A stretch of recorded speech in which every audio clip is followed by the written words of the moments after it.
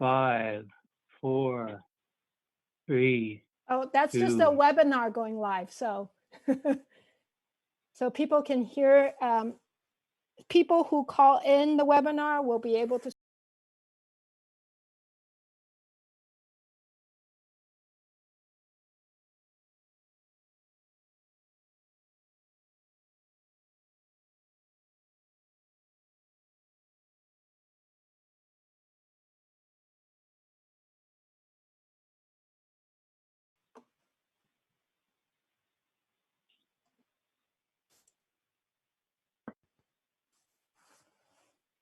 So this is a reminder to all members of the public that's participating in our virtual city council meeting that if you would like to speak on a particular item during public comment period, please click on raise your hand icon at the bottom of the screen.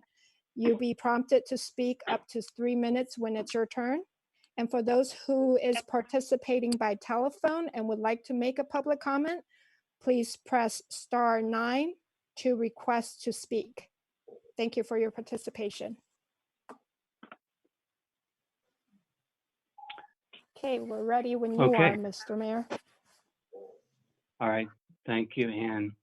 I will call the meeting to order with the Pledge of Allegiance. One moment, please.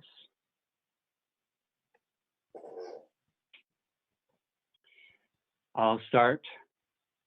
I pledge allegiance to the flag of the United States of America and to the republic for which it stands, one nation, indivisible, with liberty and justice for all. Ann, would you do the roll call, please? Councilmember Barnes? Here. Councilmember Moss? Present. Councilmember Nason? She was just here.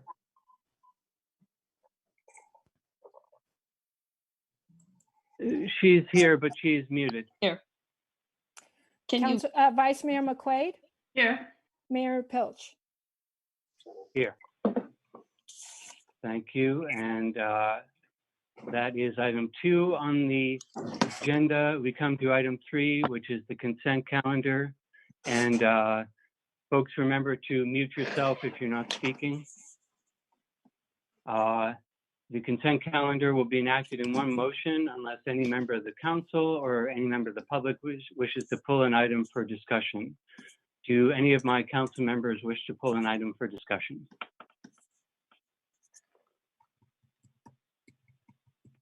I'm seeing Michael, you're gesturing. I can hear now. Something went wrong there, but I'm good now. Yeah. Okay. Pete, you want to unmute yourself? You're still muted. If I had host, I could unmute. Okay. I think the buttons that I'm looking at are a little bit different than the ones that are being described. Yeah, I just have a question about 3-5, the Adams Street bids. It's more of a general question about work in Albany. Okay, 3-5. Councilmember Nason, did you have something? Nope. Okay. And any Michael, no, and Vice Mayor, no. Okay. And, oh wait, I'm sorry. Can you hear me? Yeah. Yeah, I did want to just ask a question about 3-7. 3-7. Okay. And now I believe that attendees can raise their hand virtually if they wish to pull an item from the consent agenda. I'm not seeing any. I do not have any hand raised. No hands raised so far. Give them a second to find the controls if they're looking. And seeing none so far. We can always come back if we see a hand raised later. I know that it can be difficult to find the controls. Okay, we're pulling items 3-5 and 3-7. Councilmember Moss, did you want to go ahead with your comment on 3-5? Yes, thank you, Mr. Mayor. This is a question for Nicole. I'm just wondering what the state of infrastructure projects are in Albany right now, where this is to get bids. It'll probably won't happen until long after we're out of the shutdown. But are we allowing necessary work on streets, sewer lines, and other utilities to go forward? Thanks for the question. staff Yeah. I'm sorry? Go ahead, please. The city is evaluating each of our public works infrastructure projects on a case-by-case basis. Given that there is the stay-at-home order, we're very sensitive to individuals predominantly working from home, and the fact that some of our projects are rather noisy and can be disturbing. They may also require you to move your vehicles. That being said, we also need to condition that with our obligations to larger regulatory authorities, including the EPA and the Water Quality Control Board. So we're working with those agencies to really determine what our obligations continue to be, including sewer improvement projects, pavement projects, stormwater drainage projects, and the like. So I don't have a clear answer just yet. We're waiting for more information from those regulatory authorities. But you will see projects continuing within town, and those will be defined as essential infrastructure projects. Okay, thank you. I'll be curious as to how we go on these projects. I personally believe that if it can be done in a safe, healthy way, we should be going forward on some of these projects if they're funded and they need to happen. This is probably a pretty good time for them to happen. And I don't believe they are creating any public health issues by putting in the kind of things that we need to put in. Okay. I also will note that I asked staff about the status of Washington Street paving, and that has been postponed for a small amount of time because the Traffic and Safety Commission is still going over that work, but that's certainly a street that I get a lot of questions about. Any other council member comments or discussion on item 3.5?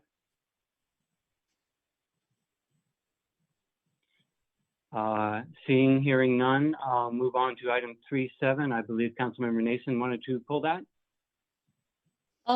Yeah, I was wondering, it's kind of, it's framed as supporting a waiver of fees and interest, but it looks like it's more substantively, it's saying that we don't want a blanket deferral of people's obligation to pay their taxes. Am I understanding that correctly?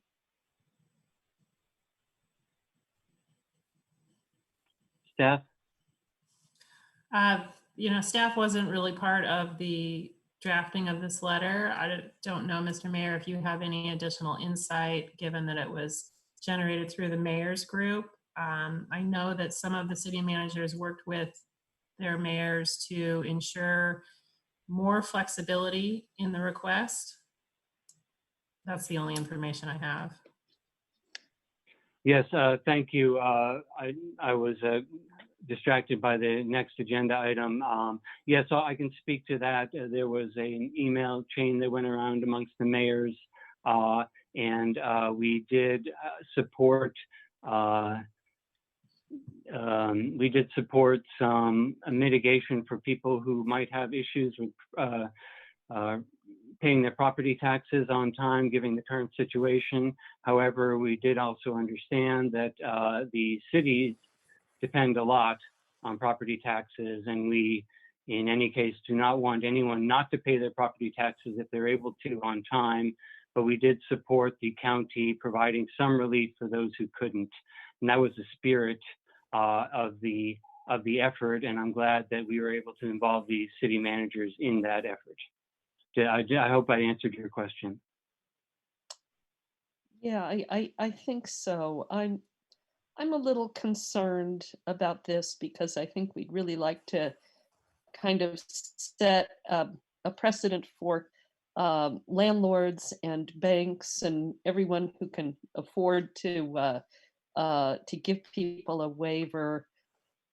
It would be nice if the city could give a blanket waiver, but if you guys have looked at this and are satisfied that we really can't, that really can't happen, I guess we can support this. Is there anyone trying to do a blanket waiver in the legislature? Are we opposing something that someone else is proposing to let people pay their property taxes later? I personally do not know of such efforts. This is, I haven't been paying that much attention to those efforts either, since I was only involved in this particular effort. But I understand that I think there was a lot of concern about going farther than we did in this effort, or asking for more than this in the effort due to the revenue stream that property taxes represent. So, but I'm not aware of the other efforts.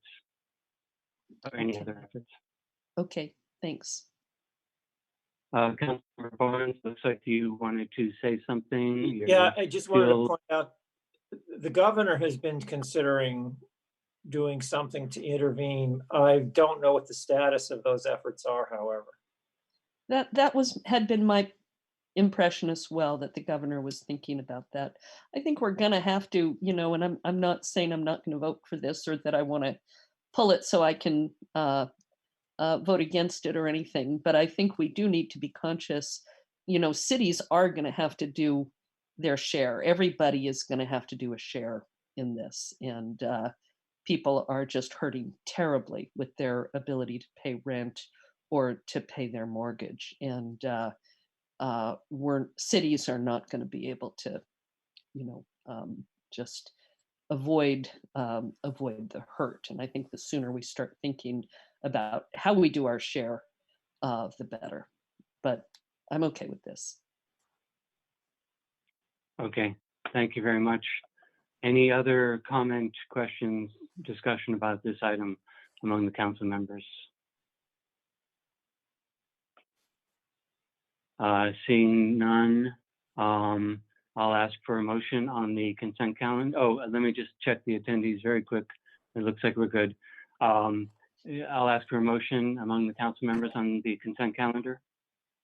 I'll move consent. I'll second. Okay, we have a motion and a second. Will you poll the council, please? Councilmember Barnes, Yes. Councilmember Moss, Yes. Councilmember Nason, Yes. Vice Mayor McQuaid, Yes.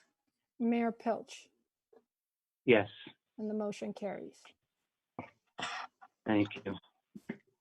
Moving on to agenda item 4, go to the city public comment. This is for persons wishing to address the city council on an item that's not on the agenda. Please note that we do limit speakers up to 3 minutes time. I'm going to take this time to also make a mayor's statement, and the vice mayor also requested that she be able to make a statement, and we did alert our fellow council members as well, as if they wanted to say anything, they could at this time. So let me begin, and a reminder to my fellow council members to mute if you're not speaking. It's a time of superlatives. Extraordinary and unprecedented are the times we're living in. Surreal comes to mind as well. I hope you and yours continue to be healthy and safe during this time. Please take care of yourselves and those with whom you live. Safely reach out to others, especially the most vulnerable. It is a time to care. I think especially of the most vulnerable, those who have lost their jobs or their livelihoods suddenly and unexpectedly through no fault of their own, and those who have suffered and perished from this tragic disease. My heart goes out to all of you. There are hopeful signs that we are doing a good job at slowing the spread, but we must not let up on the measures that professional health officials tell us. Stay home, wash your hands with soap and warm water. When you venture out for essential activities, practice social distancing. Stay away from those who are not your household members by at least 6 feet at all times. This means when standing or when passing others as well, on sidewalks, in grocery aisles, anywhere. Keep that 6 feet distance at all times. These are the most important steps to take. Additionally, officials recommend a face mask when you are out. This is to further help prevent the spread of virus from you to others. You may carry the virus without symptoms, and the face mask might help block the transmission of the virus. There are certainly other steps you can take, but staying home and social distancing are by far the most important. Do not forget these. This is very real. I'll add a personal note that I've been dismayed at some of the reports I've heard and some of the behavior that I've seen while out doing my essential activities of buying food. I don't know if people are not understanding that 6 feet means 6 feet at all times, or if they're not taking it seriously, but I urge you to take it very seriously. This is very real. The city is here for you. We have declared a state of emergency. Our Emergency Operations Center is online. The council has passed a moratorium on evictions and rent increases. Essential services are being maintained. Additionally, seniors and unsheltered individuals can connect to services through our hotline Monday through Friday, 8:30 to 5 at 510-524-9122, 524-9122. So please, for the love of your fellow residents of this planet, do the right thing, stay home, and continue social distancing. And with that, I'll pass it to the Vice Mayor for her remarks. Thank you, Mayor, for giving me an opportunity to share my thoughts with you this evening. We are starting a week which is considered by many to be a week of reflection and hope. Sheltering in place gives us a unique opportunity for this. We are doing an exceptional job of washing our hands, staying home, venturing out only for necessities, and wearing protective face coverings, and I applaud each one of you for your efforts. I know it isn't easy, but what you are doing is literally saving lives. We must not waver in this commitment, as this will end, and we want to be able to say that we did all we could and did it with love and compassion. To any of you who are directly suffering from COVID-19, I want to send my personal sympathy. I am so sorry for your pain. Remember, we are practicing physical distancing and not social distancing. Continue to reach out to your friends and neighbors just to check in. An old-fashioned phone call is great for this. The sound of your voice may be a welcome break in their isolation. You know your neighbors better than anyone. If you know of someone who is in need of any services from the city, please let us know. Many in our community are essential workers. To them and their families, we owe our eternal gratitude for the sacrifices they are making for all of us. Thank you to each one of you. However, I don't like the idea that only some are deemed essential. Each one of you and the services you provide are the lifeblood of our community. In thinking of what I missed during this time, it is meeting with friends for coffee or lunch, the wonderful women who keep my house cleaner than I ever would, the men who keep my yard manageable, and as you can see, the woman who cuts my hair. If you are privileged to have these people in your life, please consider showing your appreciation by continuing to pay them if you have the means. Many of our local restaurants are still open for takeout and delivery. These are the businesses that support our schools and other nonprofits whenever we ask. It is our turn to step up and help them as much as we can. Our city staff has done an exceptional job of keeping the city running under difficult circumstances. Thank you all for your efforts. The stress and anxiety you are feeling is very real. Please know help is available if it becomes too overwhelming. Governor Newsom repeatedly uses the phrase, meet the moment. Albany is doing that, and together we will get through this crisis with strength and grace. Thank you. Thank you. And with that, I'll ask if there's any other council members who wish to say a few words.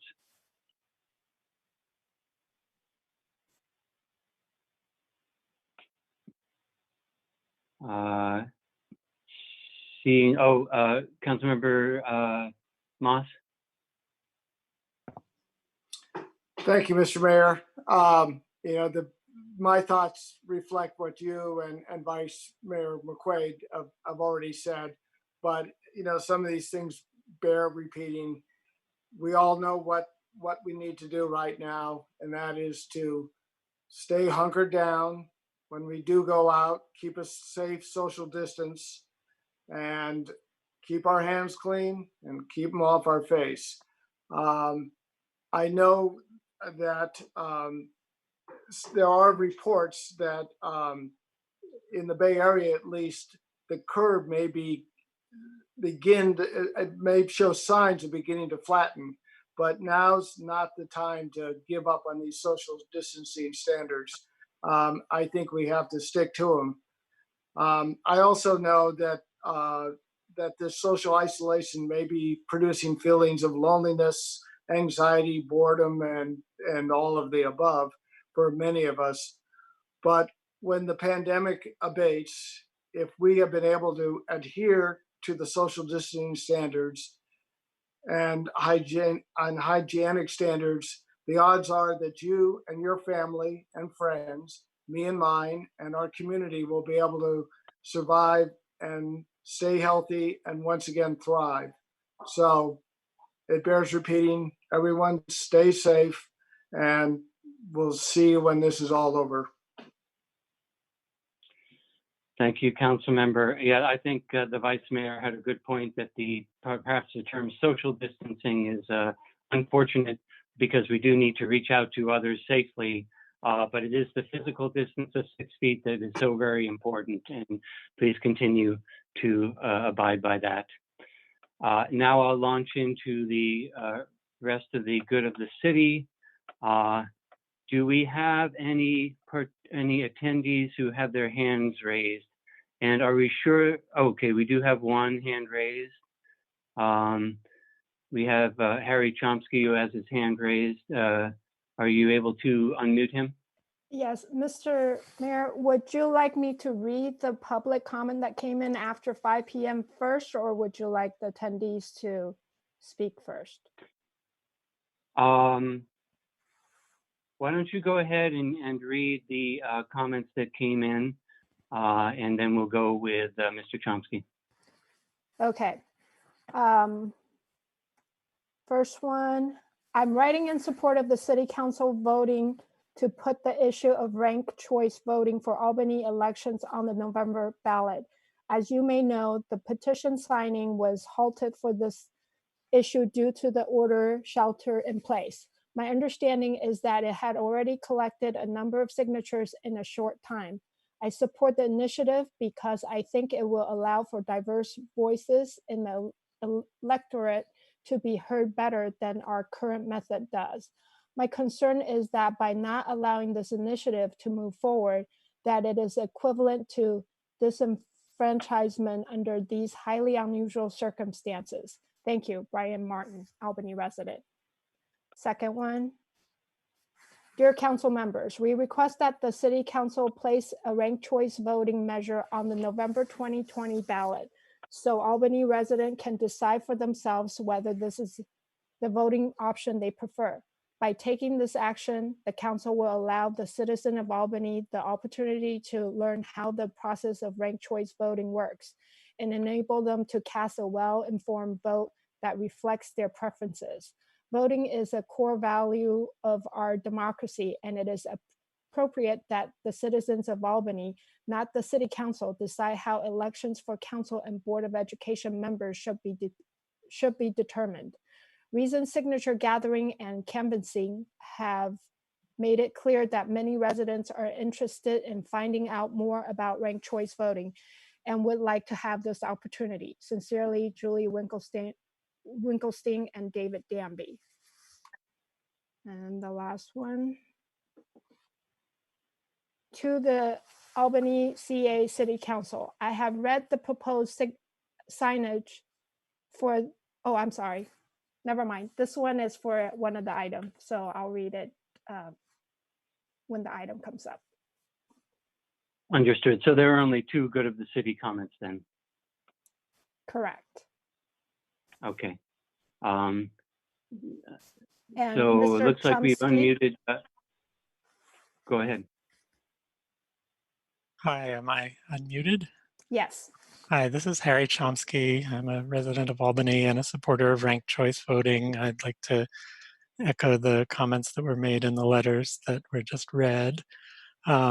Actually, first I wanted to thank you all for finding a way to continue governing. And I know being in a position of decision-making for people in the city must be a huge amount of stress right now. And I really appreciate you all remaining calm and keeping things going here and finding a way to make our democratic process work in these unprecedented conditions. And one of the things that is kind of broken by this situation is the signature gathering process. And I hope that and in fact, the council has a way to rectify this. We had the group that was gathering signatures for the ranked choice measure had a process underway that was very successful and was on track to succeed. And I hope the council will see fit to make democracy continue to work in these unusual conditions and put the measure on the ballot. Whether you support it or not, I'm sure there are some on the council who believe ranked choice voting is a good idea and some who believe it's a bad idea. But I hope that regardless of your personal belief, you'll agree that this is something that should be decided by the residents of Albany when they vote in November. Thank you. Thank you.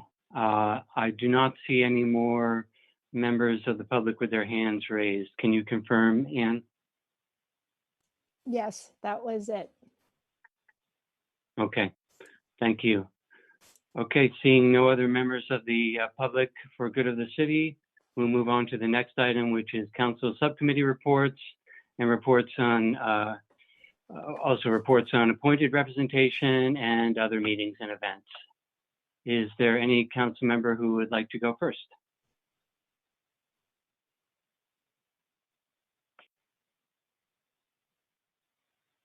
Or if no one is ready, I can go for, oh, Councilmember Moss, go ahead. Okay, thank you, Mr. Mayor. You know, my only report is for something that I'm doing, but I believe all the other council members are also doing. And I'm hoping that they are also finding when they're reaching out to seniors in Albany, that for the most part, they're all doing very well. They, I think they've gotten used to this, you know, hanging in their house or apartment or wherever they may be when I call them. And it's heartening to hear this. So I don't know what others' experience are, but I've been calling every week since we started this a couple weeks ago. And for the most part, the seniors I connect up with are happy to hear from us and are doing okay. Thank you, Council Member. Just because you're next in my order here, Vice Mayor, would you like to go? Sure. As usual, I'm a little confused as to where we are. Do you want reports on any meeting or activity that we've done basically at this point? I think if you maybe just, why don't we just do it all at once? You can identify meetings that are appointed representation and then list your other meetings as well. Okay, I think basically mine are go in the other meeting category. And I will certainly agree with Councilmember Moss that in calling seniors, they're extremely appreciative. I've heard, and they all seem to be doing well. I've heard from several that say, yep, you know, call me again, we can chat. And I've heard from others that are like, no, I've got more help than I need. Don't call me again.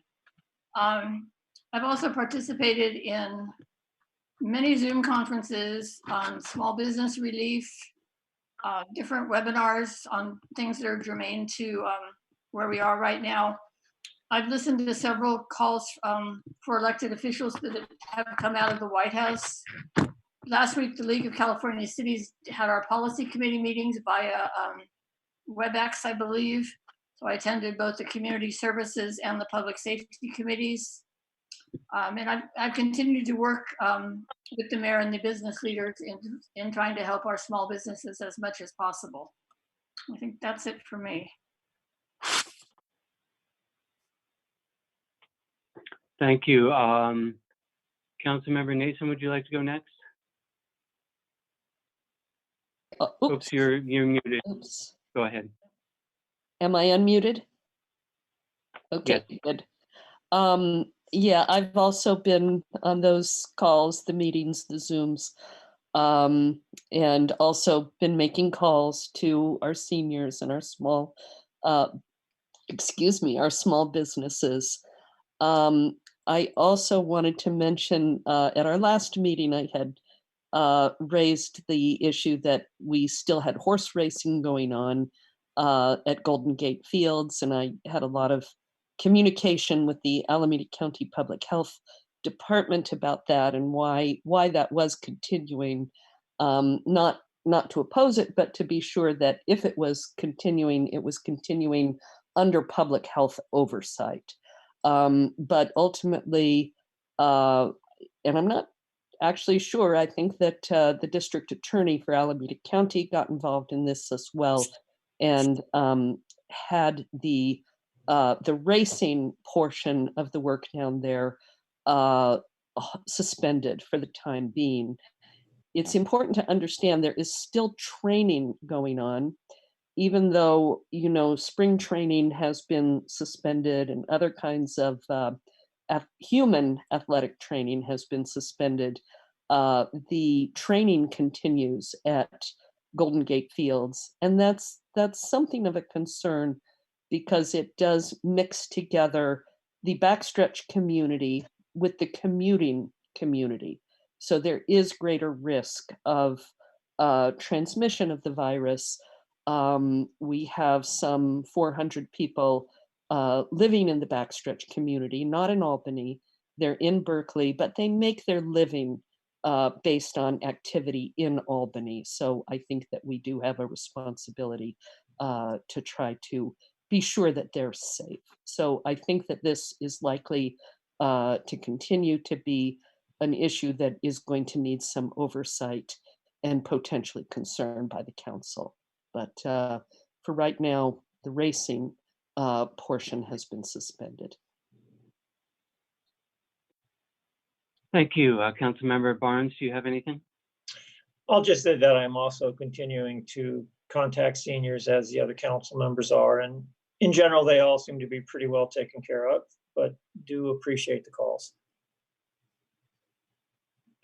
Thank you, and thank you for doing that. Going on to my meetings, in terms of appointed representation, we did have a mayor's conference, and that was a little touch and go, but we decided to have it. We did get a presentation at that time on the 11th, I believe it was, from the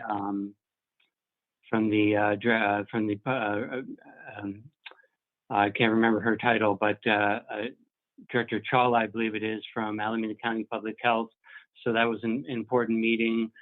We also ended up talking a lot about homeless issues, which was very good. I also attended in East Bay Community Energy, what ended up to be mostly an emergency meeting. Most of my meetings ended up being abbreviated due to the circumstances. And most in the East Bay Community Energy meeting, we just gave extra temporary authority to the CEO to enact business if we could not meet.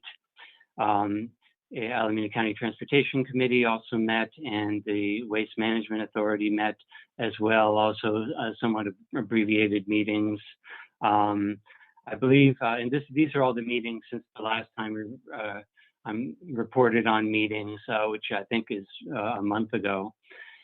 I believe that Councilmember or Vice Mayor McQuaid and Councilmember Moss also filled in for me on one EBC meeting and Waste Management Authority meeting. They might have already reported on that. Thank you for doing that.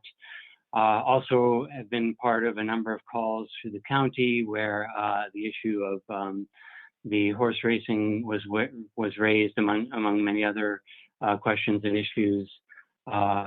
a meeting with Sierra Club representatives about plastics, census ambassador training, ballot measure meeting with county officials about a possible homeless ballot measure, the Chancellor's community breakfast, small business meetings, as the Vice Mayor mentioned, League of California City meetings, and the Alameda County Mayor's homeless working group meetings. And likely, since it's been a long time, I've forgotten a few.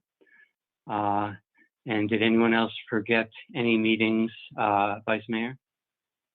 I didn't really forget, but I want to sort of repeat, we've all mentioned calling the seniors, which is wonderful, but for the greater community, if there are people out there that you know that need our support, please let us know. We sort of know the people we know, and we're always concerned about the people we don't know. And many of you in the neighborhood to know your neighbors. And if there's someone who's just needs a friendly phone call, please let us know. We're more than happy. All 5 of us are more than happy to call, check in, see what they need, see how we can help them. Yeah, thank you for that suggestion, Vice Mayor. Okay, moving on, past reports, council member reports. We have the city manager report. City manager. Thank you, Mayor. I'm going to try and share my screen. Wonderful.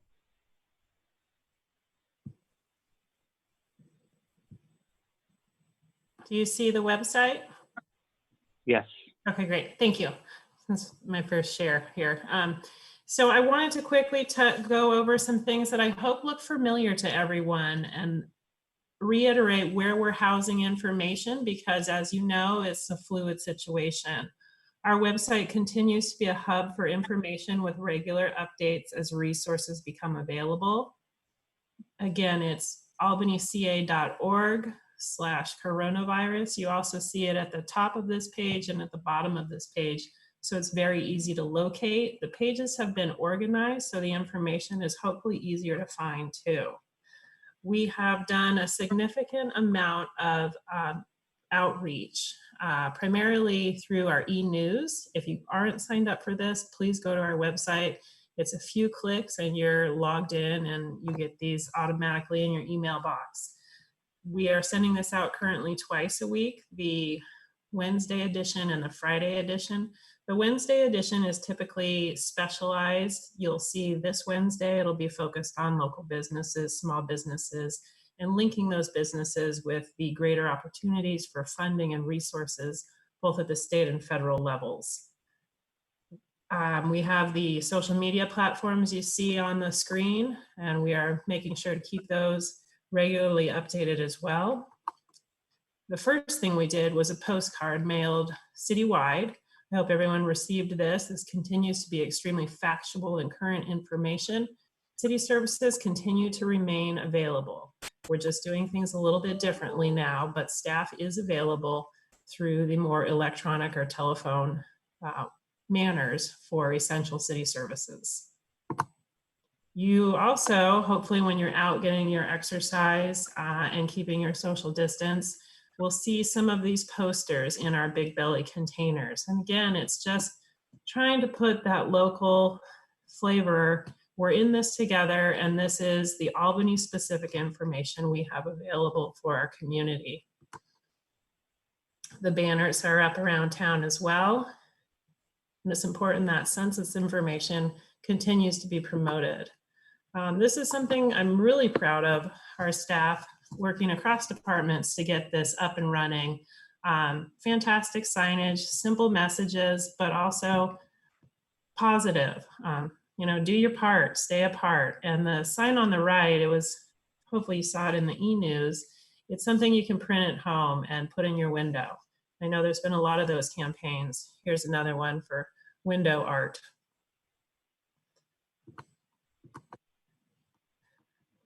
I'm going to unshare my screen. All right, and then also wanted to highlight a few things that we're doing in health and wellness. Again, this continues to be one of our primary focus areas in serving seniors and those in need. We continue to answer the phone. We've received through our information line specifically, we received 814 phone calls since March 16th.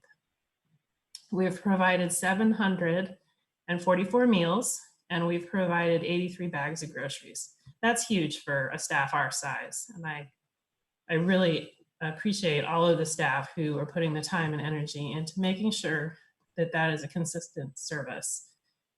It's a lot of work, and they are proud to do it. I'd also like to thank the council for your leadership in calling our seniors and also in calling our local businesses, reaching out for those welfare checks. I know those were incredibly well received and just speaks volumes to our commitment to the community. As you know, the City of Albany Project Hope is in full swing, really busy with helping those experiencing homelessness or needing other human services resources. Previously stated, we've been able to get 11 individuals into safe shelter, and we continue to outreach to them on a daily basis. Berkeley Food and Housing Project, who is our homeless services contractor, consultant, service provider, has increased their efforts. We are providing additional staffing through that group to further facilitate helping people in Albany find secure shelter and ideally long-term housing. That's it. Thank you. Thank you very much. Any questions of the city manager?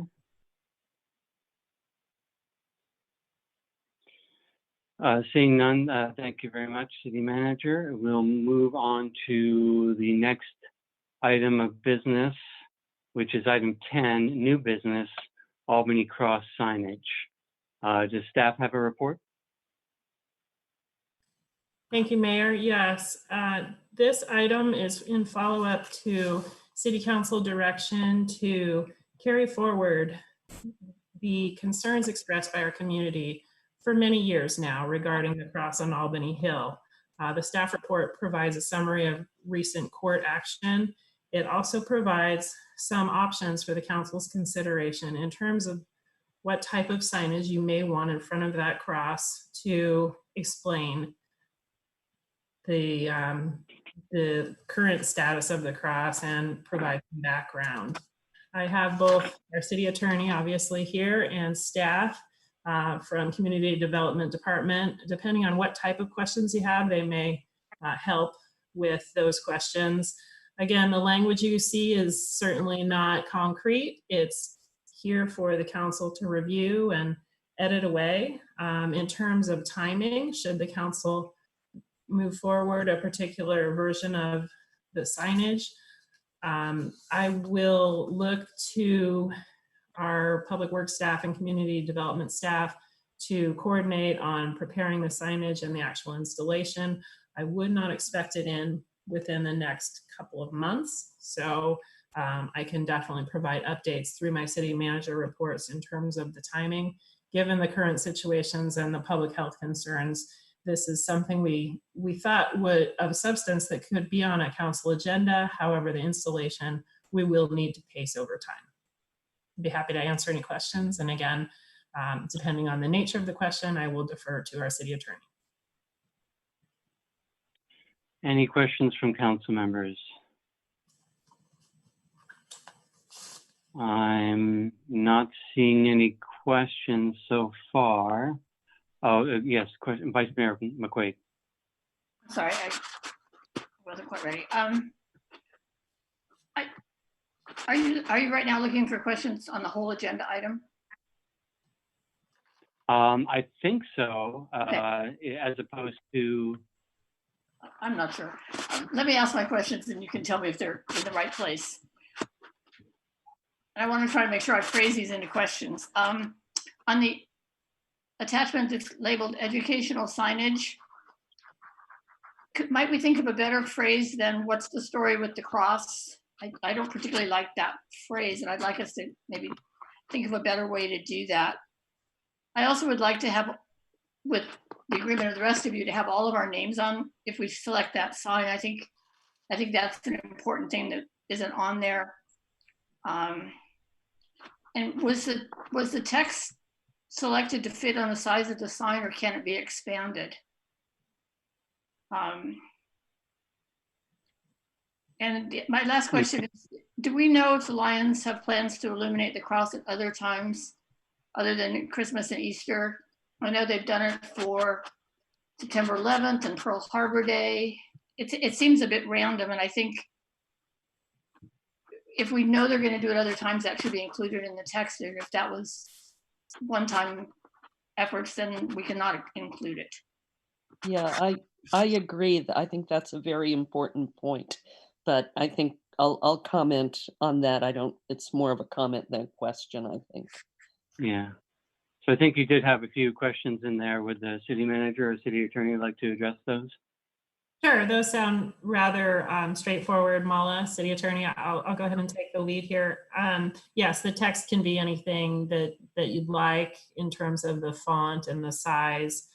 This is just a mock-up, so you get a sense of what it would look like overall. But yes, it can be, I think you said broadened. Do you mean bigger, larger? No, I mean more in depth. I think to some degree, yeah. We'll have to figure out this actual size of the sign and work with that, but I think we could add a little bit. Yeah. I think in the comment part, I can comment more on that. Okay, sure. Okay, you got your questions answered. Any other questions from council members?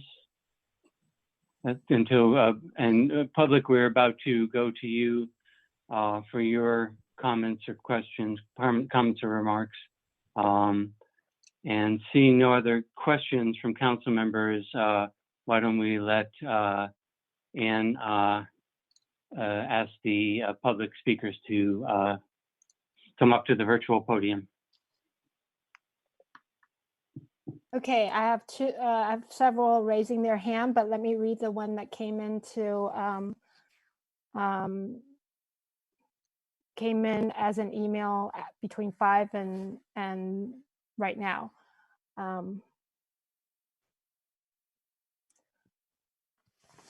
Okay. To the Albany CA City Council, I have read the proposed signage for the Albany Hill Cross. As you may recall, I am an Albany homeowner who has been involved in this issue from the beginning, and I have several times spoken against the cross at council meetings during the open comment period. Below are my comments and problem with the proposed signage. Option 1, Rochelle's statement is accurate and points out the city council was infiltrated by the Lions Club and that the federal court have ruled that the presence of the cross in a public park is unconstitutional, but that the easement is valid. Problem is that the statement is too long and very few people will read it. I agree with her statement and I really like it, but unfortunately we are in the limited attention span. Soundbite era. Option 2, in 1973, the city of Albany accepted ownership of this portion of Albany Hill Park with an easement allowing for the Albany Lions Club to conduct maintenance of the cross before you. Some might read this to imply that the easement originated when the city accepted ownership and that the city granted the easement, when, as we all know, the easement was granted before the city was granted ownership. Okay, so the easement was granted only a few minutes before the city accepted ownership, but still some might misunderstand this. Also, it says nothing about the ruling that the federal district court held that the cross's presence in a public park is unconstitutional. Option 3, I basically like this, no doubt that it will catch people's eyes and they will read it, but I have problem with some of the wording. When the property was transferred to the city to become a public park, the Albany Lions Club was granted an easement. This definitely implies that the city granted the easement. This should actually read something like, before the property was transferred to the city, the Albany Lions Club was granted an easement by the previous owner, an Albany City Councilman, who was a Lions Club member. The section legal status is murky. On June 15, 2018, District Judge William Alsop issued an order granting in part and denying in part the parties' cross motions for summary judgment. In 2019, the Federal Court of Appeals held up Judge Alsop's ruling. This gives absolutely no indication what happened. This section should at least indicate that Alsop ruled that the city was in violation of the US Constitution by having the cross in its public park. It should probably also say that Alsop ruled that the easement was valid and that the circuit court upheld that decision. Roy Torkington, that's it. And now we have the public. Sorry, go ahead. The member of the public with the phone number ending in 660. Go ahead.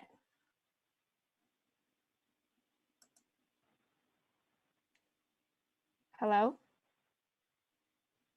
Member of the public that with the phone number ending in 660, your turn is up. Hello, this is Preston Jordan. Thank you very much for holding this meeting virtually. I was wondering, could a sign be erected in front of the cross legally, setting aside the question of funding it? A sign, for instance, that is of sufficient size that the cross cannot be seen for most of the community. That's the extent of my question. My understanding is the easement is only for maintenance. It is not an easement that assures that whatever is maintained on that easement would be visible from the city itself. Can you clarify your question a bit? I'm uncertain still what you're asking. You're asking if something can be placed that might block the cross, or? Sure, yes. We could call it a sign. You can call it whatever you want, but yes, could we basically block the view of the cross? I framed it in the question of, could we put up a sign in front of the cross in line with this particular agenda item? Okay. Thank you. Could staff comment on that question? I can jump in and take that one. It wouldn't be my recommendation to do anything at this point to infringe on the easement. What we're recommending now is to adopt some sort of signage that makes it very clear that the council does not endorse the cross and or any particular religion, but not to actually infringe on the easement. Thank you. Okay, and next member of the public. Next member, number ending in 280. Go ahead.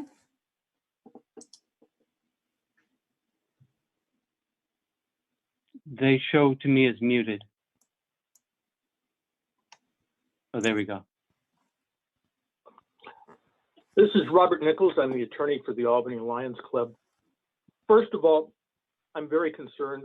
I forwarded a letter to the city council at approximately 4:20 this afternoon, which, according to your webpage, indicates that it would have been more than ample time for it to be circulated to the council in advance of this hearing.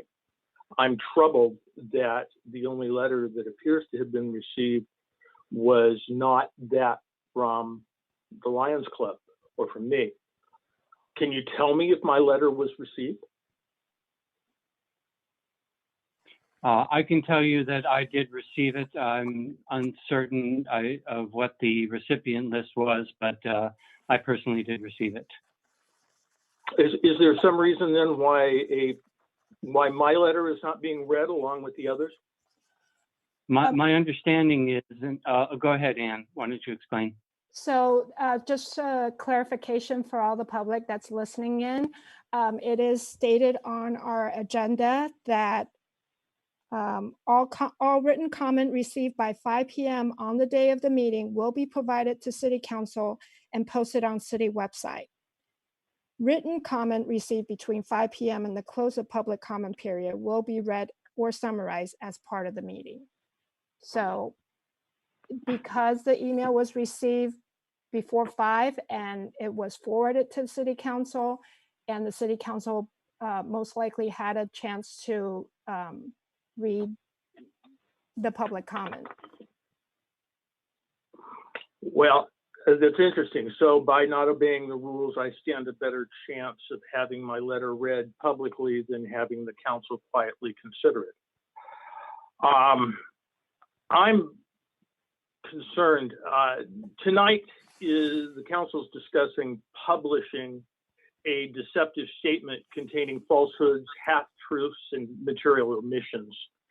And it's apparently doing this in retaliation for the Lions Club's refusal to relinquish a valuable property right to the city, for having the audacity to stand up to the city when the city engaged in misconduct, for asserting the Lions' constitutional rights, and for having the incredible tenacity for winning the lawsuit both in the federal district court and in the Ninth Circuit Court of Appeal. This is really a sour grapes type of a motion. And I want to suggest to the city that the Lions Club won this. Let's get over it and let's move forward. Not contained in the materials is the fact that the city unlawfully ordered the utility service to the cross to be disconnected. While the city claimed that it was unsafe, it was the responsibility of PG&E, not the Lions Club, to make sure that the line was safe. And the line was, PG&E ultimately took responsibility for the line and replaced the line at their own expense at no cost to the Lions Club. Ultimately, the city acknowledged the PG&E's responsibility, and that's how the line was allowed to be restored. At the end of the day, the city paid $125,000 in damages and attorney's fees for this misconduct. At the same time, the city sued the Lions Club, claiming the easement was invalid and that the cross violated the Establishment Clause of the United States Constitution. The court found the easement is valid, and the court found that the city, not the Lions Club, is violating the Establishment Clause. The court said, interestingly, while the city portrays itself as a victim of the easement, the fact is that the city must bear responsibility. The easement clause runs against the Establishment Clause runs against public entities, not private parties. After the city acquired the land burdened with the cross and turned it into a public park. I'm sorry, Yes. your 3 minute is up. Well, let me just conclude by saying that I hope that the city council will act with the good faith and intelligence that the citizens of the city of Albany believed that you had when they elected you, and not place this vindictive and vigilant placard in or near the cross. Thank you, sir. Thank you. Okay, is there any other public comment?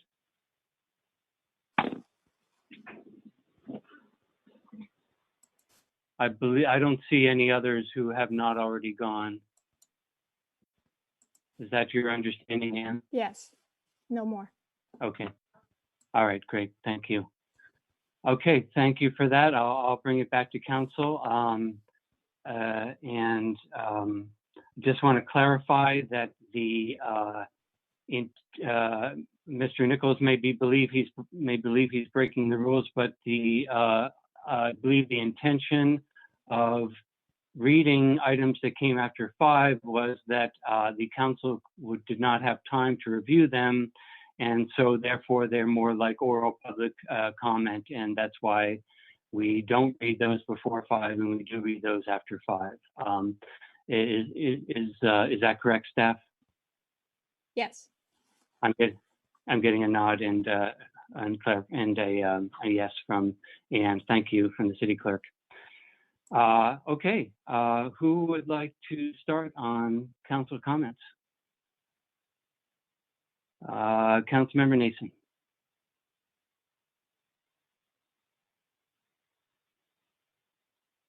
Still muted.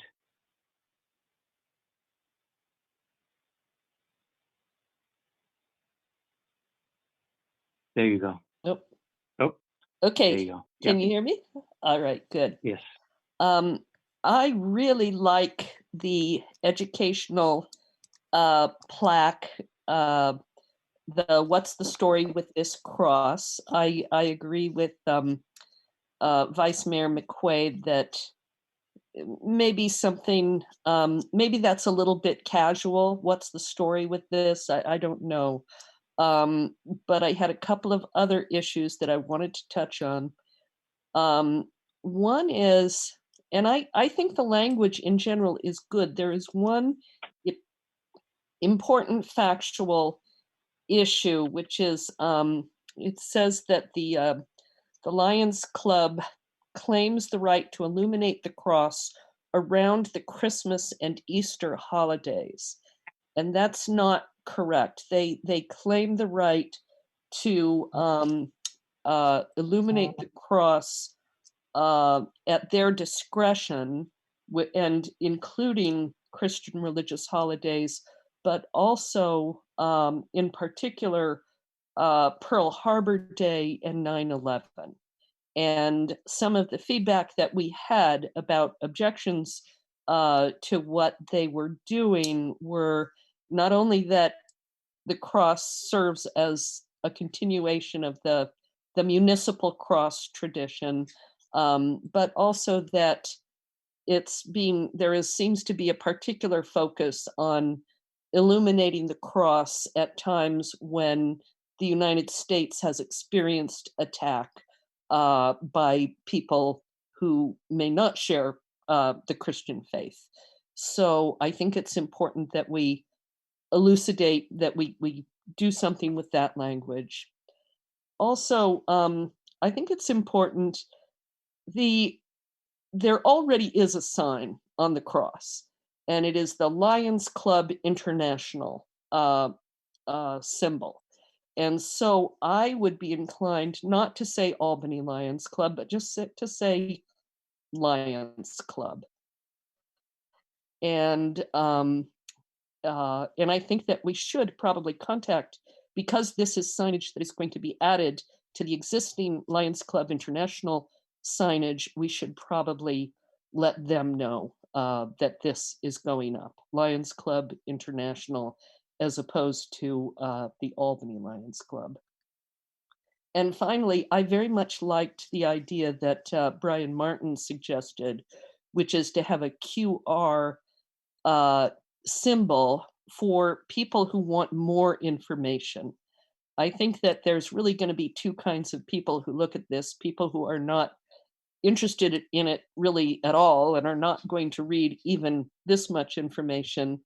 And then there are going to be people who are really interested and wondering what is going on. And I think that having a symbol that they could scan with their phone and read more about the history and what happened and so forth, I think that that would be valuable. And I wrote a longer thing, which could be the thing that the QR leads to, or something like it. So those are my comments. Thank you.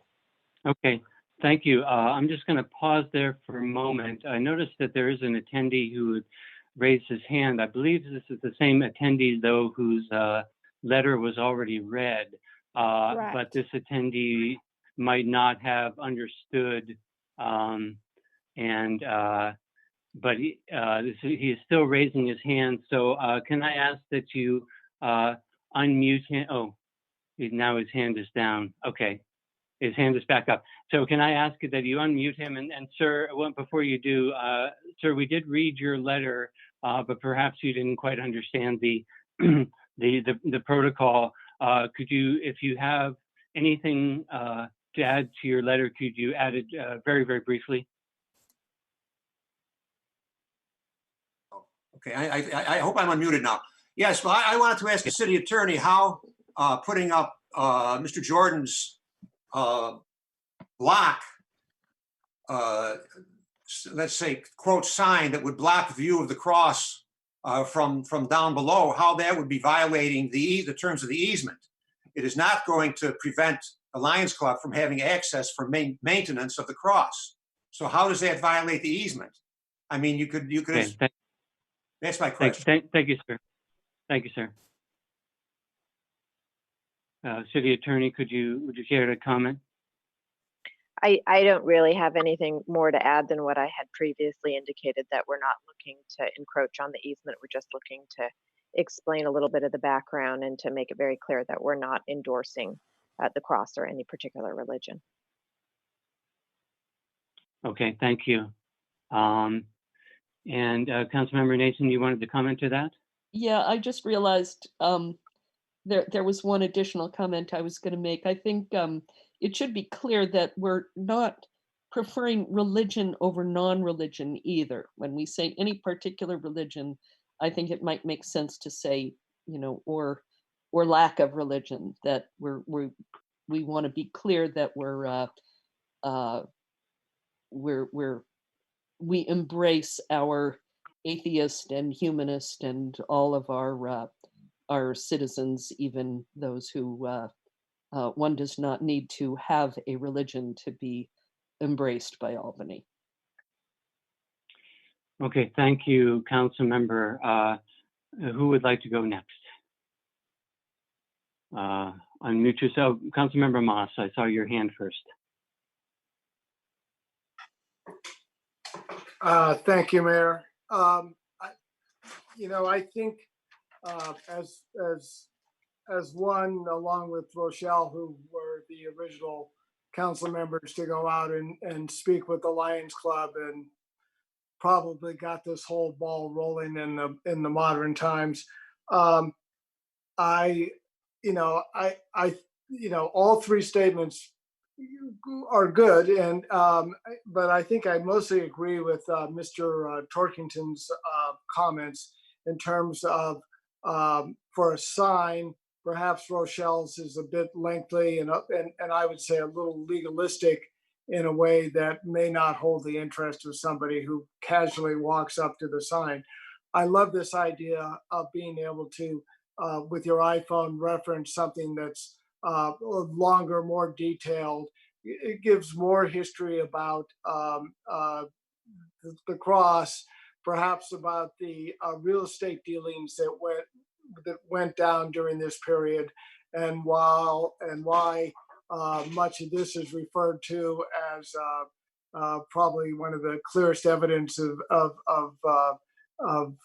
breaking the Brown Act in California, and details like that, which is I personally find fascinating. But for a sign, I think the basic graphics need to be clear and relatively simple. The other comments, let's see. Well, I'll just go down here. I did read Mr. Nichols' email. I think we all got it.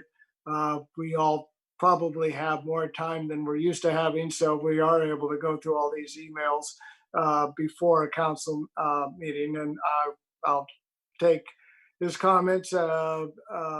This is what he believes, and this is what his clients believe. But I don't think there's any reason why we shouldn't be doing this. Just more details on the details. On Judge Alsop's ruling would be good. And also, this idea of adding our names to the council statement. One thing is things happen, and if somebody goes up there and looks at it, and in some distant historic time, people looking back at this saying, "Oh, they shouldn't have done that." Well, they can actually know who to blame for this statement, and I'm happy to take part of the blame for any kind of statement about the cross and why it's there. Finally, my comment is I'm also one of the people that have thought for a while that what we have to support is an easement that allows the Lions Club to go up there and take care of their cross. That's great, but there's nothing that I saw in that easement that says that we have to have a big clear area in front of it that allows them to shine it all over the city.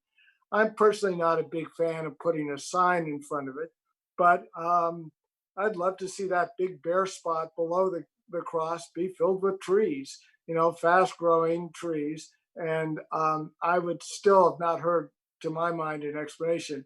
We're not working on that tonight, and that's for a future discussion. But in the meantime, I think a sign, much like what we see in that last representation, the story of the cross or whatever, would work. And ultimately, we may have to go to either eminent domain or buying or selling the Lions Club 9 square feet so they can have their cross up there. But again, a discussion for another time. In the meantime, let's put something up there that represents our view of what's been going on.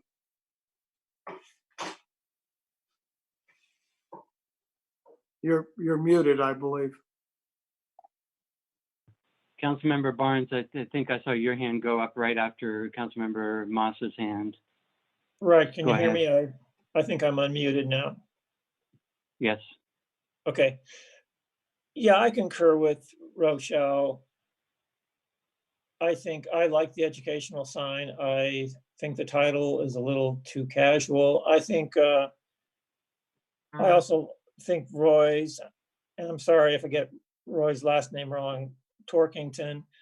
I think Roy's comments about the accuracy are good, and I'd like to make sure that we make this sign as accurate as possible. I do think we have an obligation to the community to put something up there to explain to them why the cross is there. And I'm certainly, as a resident of Albany, Mr. Nichols certainly is welcome to his opinions, but I don't give his opinion any more weight than I do any other citizen of Albany. So I will consider his opinion along with the other 18,000 people in town who might have an opinion about this cross and the sign. But I think we should move forward. I'd like to see another draft of this, and this is not the place to, wordsmith a different draft, but I would like to see the staff take the comments under consideration and give us another draft of this sign with, maybe some, not a final language, but, a better idea of what the final graphics might look like as well. That's my comment. Thank you, Council Member. And Vice Mayor, I believe your comments are next. Thank you. I was sort of struck today by the irony as we talk about the distancing ourselves, but being community and all working together and all of those wonderful platitudes that we've been saying for the last few weeks, that the cross is lit tonight and divides us once again. So we have sort of this interesting thing of, on one hand, talking about how we're united going forward, but we're really not. And I find that to be unfortunate. I agree with Councilmember Barnes. I was sort of hoping we could get through a little wordsmithing tonight, but I think it's going to take more than that.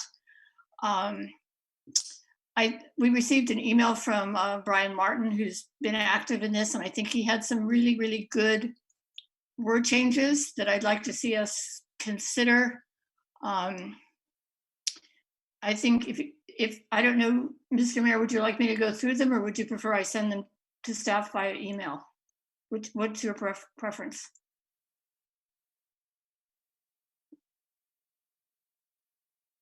I think you're muted.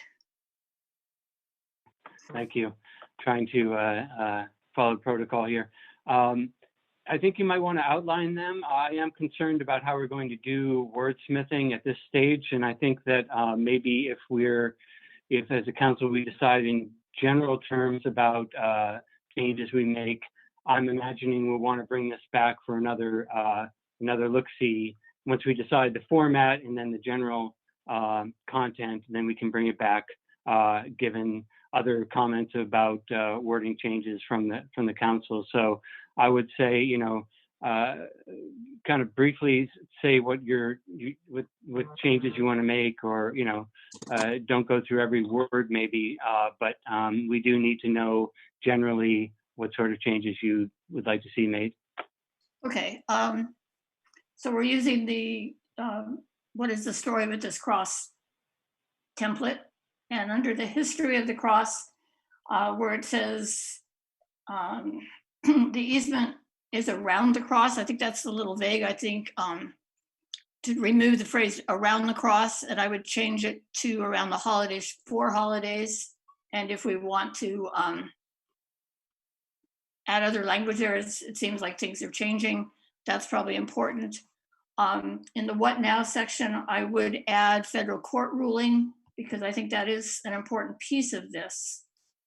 I like the QR code. I would simply link it to the website. I think there's quite a bit of information on the website, and I think that's a really good link to that. And I think the section on legal status is a little bit vague, and I think, again, Mr. Martin gave some good language, and maybe we could just incorporate what he said. I can read that if you'd like. His suggestion is, let me see. In 2017, the Albany Lions Club filed a lawsuit in federal court against the city of Albany. The city responded with a counterclaim requesting removal of the cross due to its violation of state and federal constitutions. On June 15th, District Judge Alsup found the Lions easement valid, but the cross in the public park is a violation of the Establishment Clause of the US Constitution and is perceived to be an endorsement by the city of one religion over others and other non-religions. I think what's stated on the thing is a little bit vague, right? And that's why I liked sort of the more in-depth language. And I think that's all I have at this point. Okay. All right. Let me state my remarks, and then we can go back for more discussion about what we think about some of these changes. It looks like there is a consensus, and I was going to support as well the educational signage. Thank you, staff, for that. I think actually it already looks pretty darn good, but of course, the graphics and font changes might be necessary to make it really pop, or to make it readable enough. But I do like that, and I actually do like the statement or the headline, the title, "What's the story with this cross?" I think it's shortened to the point, and it says immediately to someone who comes up to this that there is something wrong with this cross being here, as I think we all agree. And it also I think it answers, the fact, it goes to answering why. Never mind. I'm not going to say what I was going to state about that, but I think that the QR code, I think we're all in agreement about that as well. I think it's important. I like the pointing out the conflicts of interest. I think that was in Councilmember Nason's version, where we point out how the Lions Club members were city council members and were voting on a Lions Club concern when they're voting for this city action as well. And I think that the QR code can certainly go to the city website, but I don't think perhaps we can do what we've done tonight with the statement from various council members and include statement from personal statements from council members if they so desire to have one. I think that's one way of handling that. But otherwise,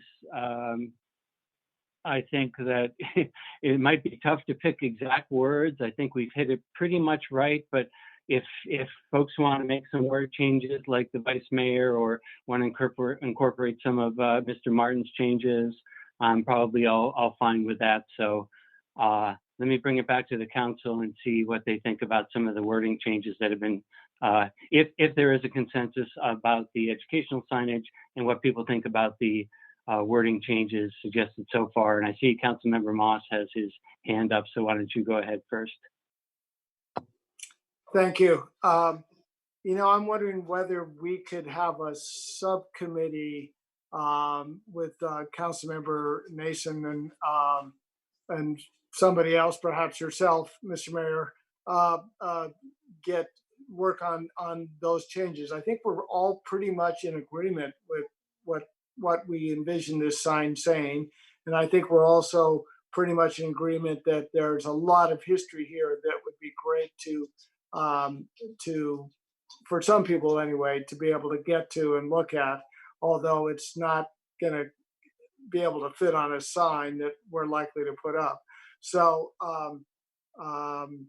perhaps that would be the best way to get to something that we could all vote on at a later date, rather than trying to do this over a Zoom council meeting, which I think by normal standard Zoom meetings go extra long because it's a little challenging to communicate. But would anyone else think that that's a good idea? I So think your that makes a suggestion lot is of a subcommittee to work out the further details then? Okay. And then Councilmember Nason, you had some remarks? No, I was just saying that that idea is excellent. That makes a lot of sense. Okay, great. Any other council member? Nothing from Councilmember Barnes, Vice Mayor, anything? Okay. So I'm happy to join that subcommittee if the Councilmember Nason agrees, and work on the details. Any other direction then from the council members to us about things we shouldn't forget? Vice Mayor. I have a question now about process. I'm happy to send you my thoughts, but I don't want to send them to both of you. Is it okay if I send to staff? Yeah, do you have any comment, City Attorney, about the process on how we might avoid Vice Mayor concerns? McQuaid, are there a lot more comments you have, or? No, basically what I said. Oh yeah, no, then not a problem if you're just giving us more detail about what you said tonight. And I took notes about what you said as well. Okay, so should I send it to who should I send it to? You can send it to staff. You can send it to either me or Nicole. Okay, thank you. It would Mayor, just can be I the written also add to that, with assuming the council approves the subcommittee to work on this, I would request that that be in coordination with staff, obviously with our city attorney, but also with staff that would be developing the format of the sign, because we'll come to a point where there'll be too much text, and I want to make sure you have the parameters for that. Absolutely, yeah. We can make that part of the motion, or it certainly understood by me that that's what I would have wanted to do anyway. Great. So it sounds like there is consensus that we should have this subcommittee to move forward on the final language and format that we'll bring back to the council. Would someone like to make that motion? So moved. Second. Okay. I'll second. Okay. All right. Councilmember Moss moved and Nason second the formation of a subcommittee of the mayor, myself, Mayor Pilch, and Councilmember Nason to work on final language and format to bring back to the council for approval for the Albany Cross sign. Councilmember Barnes, Yes. Councilmember Moss, Yes. Councilmember Nason, Yes. Vice Mayor McQuaid, Yes. Mayor Pilch, Yes. and the motion carries. Thank you, City Clerk. Reviewing the agenda, I believe we're down to the issue of future agenda items. Are there any council members wishing to propose future agenda items? I see Councilmember Moss has his hand up. Go ahead, please. Thank you, Mayor. I had let's see, let me find that page. Okay, so there was a couple of things, but perhaps the first one, and this is in reference to the social distancing that we're doing as we're walking around Albany. I'm wondering whether we should be asking the Transportation Commission to hold a Zoom meeting and perhaps come up with some best practices or standards about who has the right of way on the sidewalk. What I've been noticing when I walk down a sidewalk or a narrow sidewalk, somebody ends up going out in the street, which is a good idea for public health standards. But I'm wondering if this doesn't seem too frivolous, and maybe this isn't needed, but very often it occurs to me that you have a certain amount of endangerment on somebody walking down a sidewalk if they go out into the street and they're not facing traffic. So maybe just some basic simple standards around who would have the right of way. If you're walking with the flow of traffic on the right side of the street, maybe you could have a right of way. Something to that effect. You know, perhaps this couldn't happen quickly enough by transportation to get back to us before everything's lifted, but we don't know when that's going to happen and whether it might happen again. The other thing, which particularly in my calls to seniors, is that people are very concerned about practices in stores. And I'm wondering if the Transportation Commission might want to take a look at that, maybe make it some advisory comments on making store lanes one way, which might help in that.